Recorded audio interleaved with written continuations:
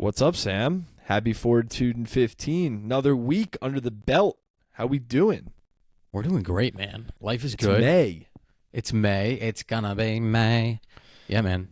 Life's flying by. We're post Parker's wedding. We're moving into summer. Parker and I were just talking. We have about the next 6 weekends booked up. Exciting enough, many of them together. So I'm looking forward to that. But things are busy. The summer's busy, but that's okay. Life is beautiful when we're running around doing amazing things and making memories. So I'm looking forward to it. Literally running around, making memories. You're running. I power walk. You know how we do. mean, the perfect weather in the morning is like 55 for a good run. The sun begins to rise above the skyscrapers of Manhattan, shining light into the park, man. And, man, energy there is just great. Love it. I can't wait. I will say being outside more means that my allergies are full effect as well, but it is a trade-off I would always be willing to take. So, yeah, I'm with you. A lot of busyness coming, a lot of fun things coming, a lot of excitement in the air. But it's Fortitude 15, Sam. We got to get into it. What's the topic of the conversation this week? It's coming from... Go ahead. It's coming from Wall Street Journal.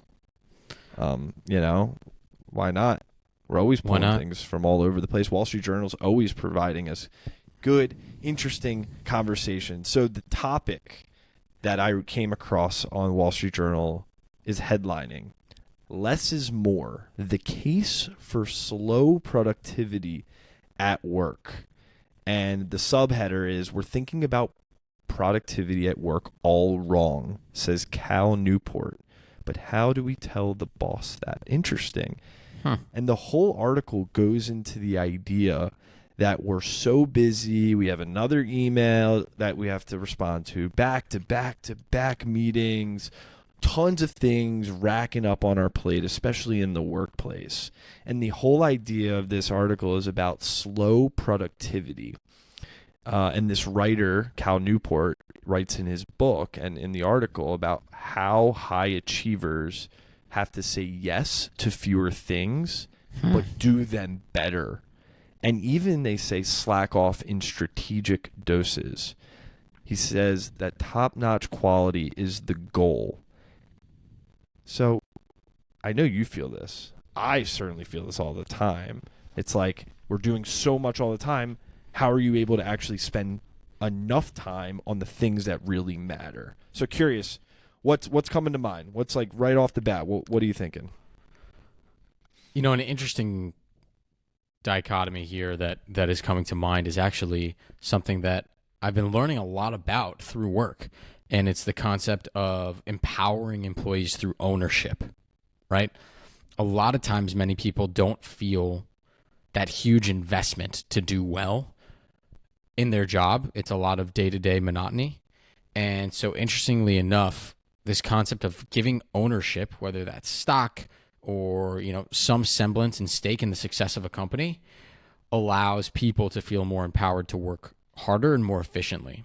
And so I think it's a combination. Most people don't get that opportunity, Sam. Totally. And so I think one of the things that's interesting about that is we can try to find ways to be more productive and say no and kind of be locked in and focused and deliver really good quality work. But a lot of people don't care. At the end of the day, it's getting it done good enough to check the box and make people happy. And so there's this weird kind of contradicting opinions of like, I want to do the best work I can and make an impact versus I just want to make sure that my boss is happy and kind of off my back and thinks I'm doing a good job. And I think for many Americans, they struggle with that back and forth of, in school, you want to get your best grades and do a great job. And in work, you want to get the best raise and promotion. But sometimes people are kind of just saying, I just don't want to be bothered. And I want to just do as good as I can without breaking my back. And there's, I think, a tough trade-off that you start to slowly realize as you continue to work longer and harder, what things are worth extra time, what things are worth you saying no to, what things do you have to just say yes to keep people happy. And it's tough to navigate those waters. It's a lot of politics. I feel like sometimes, the book is literally subheaded with the lost art of accomplishment. It's so interesting. It's like, I feel like today, the idea of accomplishment is to do more, get more things done. It's almost like quantity, not quality, is what we're striving for at times. Where you and I both know quality is important. Quality is so important. But quantity, I mean, the amount of meetings, the amount of emails, the amount of things. I feel like with quantity, we get reinforcement that we've done something. We've completed something. It's like, check the box. We got that done. To your point, Sam, it's like, we got that done. What's next? All right, here's the next thing. Whereas at the end of the day, if we did less things and we spent more time on them, the quality of them would improve. And as a result, maybe we're further down the line of where we want to be. The challenge is, though, Sam, as a young person too, choosing what to focus that time and energy on. Because when you're spending, I mean, we've talked about this before too, is when you make a decision to spend time out somewhere, that is taking time away from something else that you could be spending time on. And so it is hard to make that very calculated, or in this case, I feel like very uncalculated decision on how to spend your time. And what this book is going into, this article is talking about, is that people are just doing, and it's leading to burnout even more, rather than taking a step back, making more calculated decisions on how they're spending their time, focusing more quality focused time on those things. So I think it's really interesting. Right? Like, if you're a junior and you don't have ownership, you don't have a voice, you don't have say in the company, you kind of just how get things told. happen, you get told what to do. And then it's very easy to check out and be like, I just need to check this box. And so going back to this concept of ownership for employees and how important I think that is, you feel invested. You feel the sense of urgency, but also the sense of care. You want that thing to succeed. Now, it's not saying that Parker and I don't want our companies to succeed. I think we both, of course, do.